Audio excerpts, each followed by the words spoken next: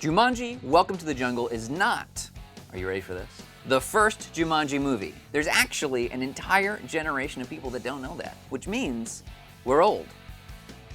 It's just me.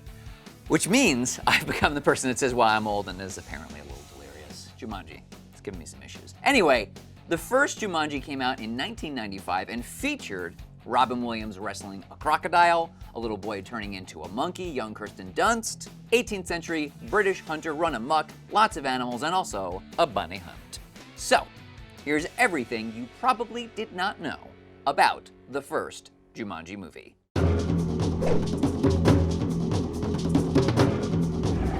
The director of Jumanji was Joe Johnston, who was a former visual effects artist on Star Wars. Joe was also directing Honey, I Shrunk the Kids and The Rocketeer. He did Captain America, the First Avenger, and he's gonna direct that new Narnia movie, The Silver Chair. I love that band. Jumanji cost $65 million to make, which might not sound like a lot in 2017, but in 1995, that was a huge budget. And it made $200 million in profit, which again, is a lot of money in 1995 dollars. The movie was based on the 1981 picture book Jumanji by Chris Van Allsburg, which was absolutely in your school library because it won a Caldecott Award, which is basically like catnip to teachers and school librarians. You remember the Caldecott Award, right, with the gold seal? Of course you do. The book tells the story of Judy and Peter Shepard, who don't have helicopter parents and are left home alone one night. I'm sorry. So they go to the park. This was the 80s. You could go to the park alone at night if you wanted to. They find a board game called Jumanji and play it. The game takes place in a jungle, and as threats like lions and monsoons are encountered in the game, they also appear in real life. Peter and Judy shut the game down before a volcano blows up their house. Rather than burn or bury the game, the siblings dump it back in the park so some other kids can play it or get mauled by a lion, I guess. Not very nice. Van Allsburg told Scholastic in 2004 that he was inspired to write the book after his frustration with Monopoly and being left with fake money at the end, saying, quote, "I thought it would be fun and exciting if there was such a thing as a game board where whenever you landed on a square and it said something was gonna happen, that it would really happen, which would be terrible for Monopoly. I'm just gonna throw it out there, you'd be bankrupt for life."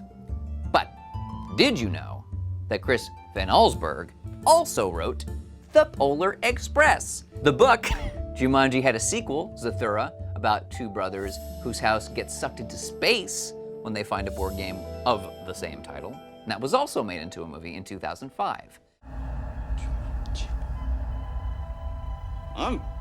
Jumanji is a Zulu word for many effects, according to an Entertainment Weekly interview with Robin Williams, but Williams was known to give fake translations of the name to people who asked, once calling it an island in the Caribbean and telling people to book their tickets early. Although all the jungle effects and creatures were CGI, a rumor persisted that an elephant had been killed during one of the movie's stampede scenes. Let's be clear, it was just a rumor. This is not like a Edison situation where an actual elephant got killed. Tesla would have never done that. Anyway, while the studio actually considered training a herd of rhinos, the production decided to go in a different, less lethal direction of using a hydraulic ram to simulate the effects of a rhino moving at 60 miles per hour through a library wall. Safe. Given all that damage, the movie's final Christmas scene at the Parish House was shot first, so the crew could steadily destroy the set with each move of the game and not have to rebuild anything afterwards. Williams compared the experience of making Jumanji to taking LSD because the actors had to hallucinate most of the animals and effects while on set or against a green screen. And while they might have been imaginary, they weren't any less scary, which meant he wouldn't let his kids, who were 7 at the time, see the film.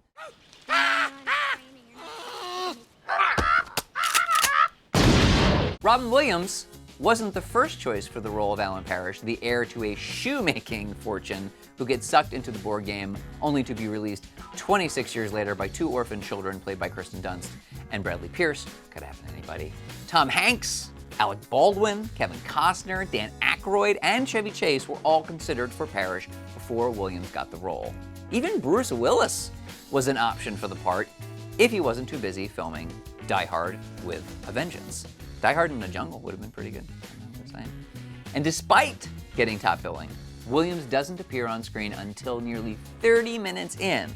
His fellow co-stars Kirsten Dunst and Bonnie Hunt had such a great time acting alongside him, saying he made everyone laugh on set with an impression of Jodie Foster from her 1994 movie, Nell, which do you remember Nell? Because that would have been, I would like to see that. Under all that facial hair and garb, it may be hard to tell, the British big game hunter Van Pelt is actually portrayed by the same actor who plays Alan's father, Jonathan Hyde, which is a nod to Williams' portrayal of Peter Pan in Hook.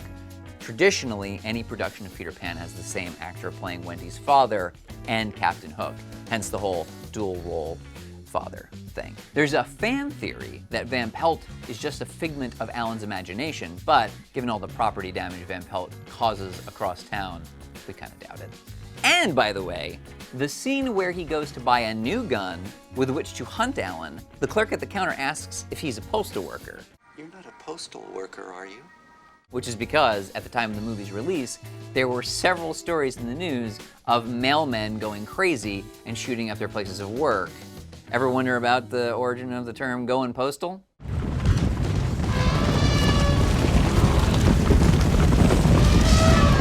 The production must have also been a major source of pride for the town in which the movie was shot, because the Parish Shoes sign still exists in Keene, New Hampshire.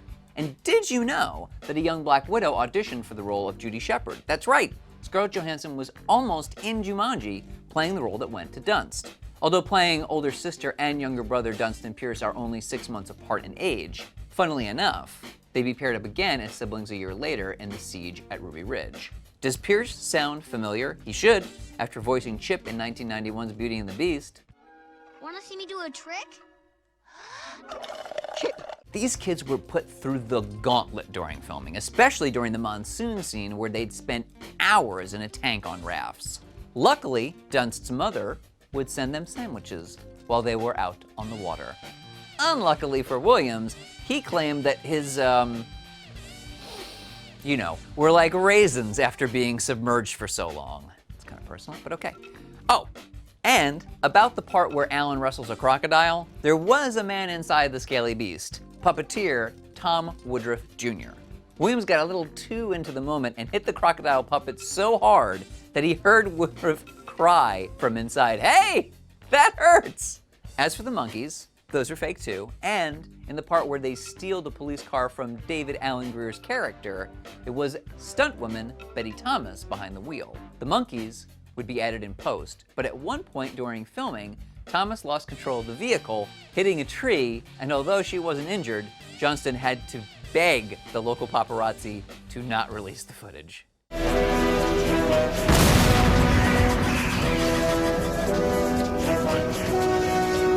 1996 was also the same year an animated TV show based on Jumanji aired on UPN Kids, keeping the characters and designs from the movie. It ran for a total of 40 episodes over 3 seasons until 1999 and was notable for its retroactive continuity of the game's rules, where the player was given a clue after rolling the dice and then sucked into the board until they could solve it. The movie also enjoyed popularity as a real-life board game from Milton Bradley, where players could decode rhyming message cards and rolling 8-sided dice. It has also been the subject of a PlayStation 2 game, and a Japanese pachinko game, and Jumanji should be a drag queen's name, but somehow it's not. Dibs. Even a movie prop of the board game sold for over $60,000 on eBay in 2014.